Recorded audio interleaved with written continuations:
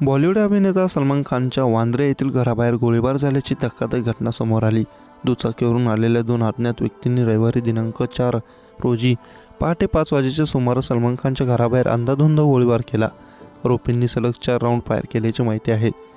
या घटनेने परिसरात मोठी खळबळ उडाली आहे। सुदैवाने घटनेत कोणीही जखमी झालं नसल्याची माहिती समोर येत आहे। गोळीबारानंतर आरोपी घटनास्थळावरून फरार झाले आहेत।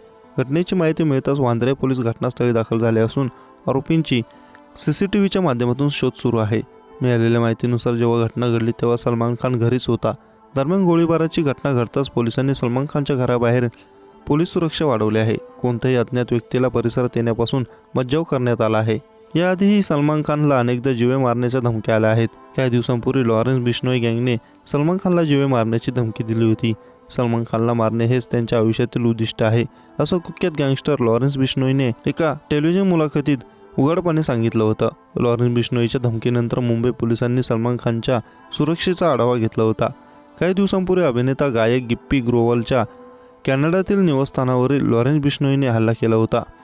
सलमान खान सोबतच्या जवळच्या संबंधांमुळे हा हल्ला झाल्याचे म्हटले होते। सलमान खानला सध्या Y+ सुरक्षा पुरवली जात आहे।